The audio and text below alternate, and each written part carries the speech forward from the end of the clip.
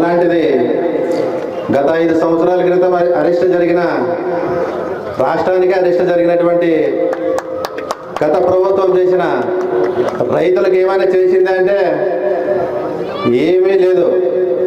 అలాంటిది మళ్ళా మన చంద్రన్న వచ్చిన తర్వాత రైతులను దృష్టిలో పెట్టుకొని ఈరోజు ఈ కార్యక్రమం జరుగుతుందంటే అది మన చంద్రబాబు నాయుడు గారి పుణ్యమే అని చెప్పి తెలియజేస్తున్నా.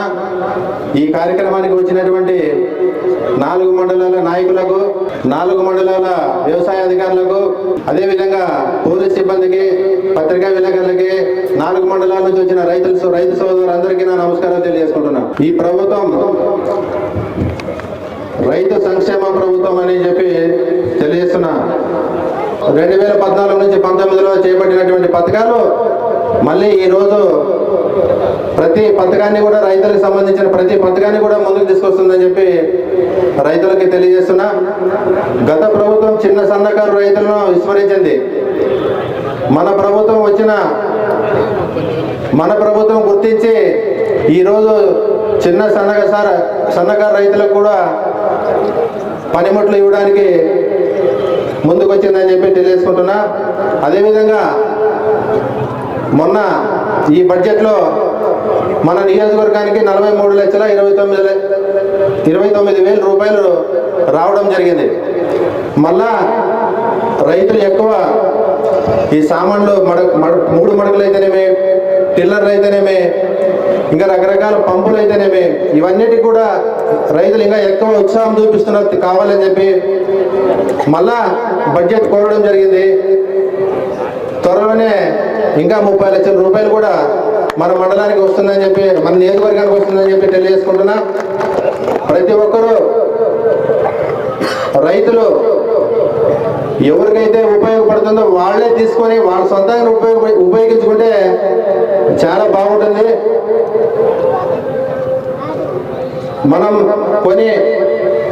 మనం వ్యాపారం చేసుకోకుండా మనది మనమే ఉపయోగించుకోవాలని చెప్పి కోరుకుంటున్నా. మండలాల వారిగా అయితే కోసి మండలానికి 18,07,000 రూపాయలు, కౌతాళ మండలానికి 12,28,000 రూపాయలు, పెద్ద కడుగూరు మండలానికి 9,31,000, మంత్రాలయం మండలానికి 10,41,000. కాబట్టి గత 5 సంవత్సరాల్లో ఇందాక పెద్దలు చెప్పినట్లు జనాలకు నూకులేసి రూపులు ఏరుకున్నారు వాళ్ళు. జనాలకేమో చిన్న చిన్న సంక్షేమ పథకాలు చెప్పి మన దగ్గర నుంచి మాత్రం డబ్బులు ఏరుకున్నారు. అలా గత ప్రభుత్వం 5 సంవత్సరాలు రాష్ట్రానికి అరిష్టపెట్టినటువంటి ప్రభుత్వం అది. ఈరోజు మన చంద్రన్న ముఖ్యమంత్రి అయిన తర్వాత కూటమి ప్రభుత్వం అధికారంలోకి వచ్చిన తర్వాత రైతు కళ్ళల్లో చల్లని రైతు చల్లగుంటేనే రాష్ట్రం చల్లగుంటుంది అనే ఉద్దేశంతోనే ఈరోజు రైతుల మీద దృష్టి పెట్టి ఇవన్నీ కూడా తీసుకురావడం జరిగింది. ఏ ప్రభుత్వం అయితే మనకు మంచి పని చేస్తుంది, ఏ నాయకుడు అయితే మనకు మంచి పని చేస్తాడో ఇక నుంచి అయినా మనల్నే గుర్తించాం.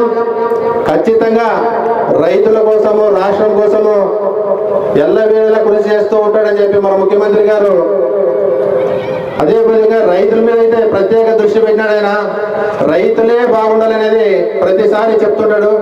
మనం కూడా రైతులందరూ కూడా మన ముఖ్యమంత్రి గారిని చల్లగా దీవించాలని చెప్పి తెలియజేసుకుంటున్నా. రైతులు పండించిన ధాన్యాన్ని గత 5 సంవత్సరాలు ఎప్పుడు కూడా మార్కెట్ ద్వారా, ఇప్పుడు మన ముఖ్యమంత్రి గారు మార్కెట్ ద్వారా, సివిల్ సప్లై ద్వారా మద్దతు ధరతో ప్రభుత్వం కొనుగోలు చేస్తుంది. మనం కూడా ప్రతి ఒక్కరు కూడా దాన్ని ఉపయోగించుకోవాల్సిందిగా కోరుతున్నాను. అదేవిధంగా సూక్ష్మ పోషకాల పంపిణీ 25/2 నుండి మనకి స్టార్ట్ అవుతుంది. దాన్ని కూడా ప్రతి రైతు కూడా ఉపయోగించుకోవాల్సిందిగా కోరుకుంటున్నా. అదేవిధంగా మే నెలలో అన్నదాత సుఖీభవ డబ్బులు కూడా ప్రతి రైతుకి చెప్పిన మాట ప్రకారంగా ప్రతి రైతుకి కూడా 20,000 రూపాయలు, 14,000 రూపాయలు మన ప్రభుత్వాన్ని, 6,000 రూపాయలు సెంట్రల్ గవర్నమెంట్ నుంచి వచ్చినటువంటి 2 కూడా డబుల్ ఇంజన్ సర్కారు ద్వారా రైతులకు ప్రతి రైతుకి ఏదైతే మాట ఇచ్చాడో 20,000 రూపాయలు కూడా వేస్తాడని చెప్పి తెలియజేసుకుంటున్నా. త్వరలో ముఖ్యమంత్రి గారు ఏదైతే మాట ఇచ్చారో నవయువ నాయకుడు పాదయాత్రలో ఏదైతే గుర్తించాడో ప్రతి ఒక్కటి కూడా అమలు చేస్తూ పోతే ఉన్నారు. ఈ వైసీపీ నాయకులు కారుకోతులు కూస్తూ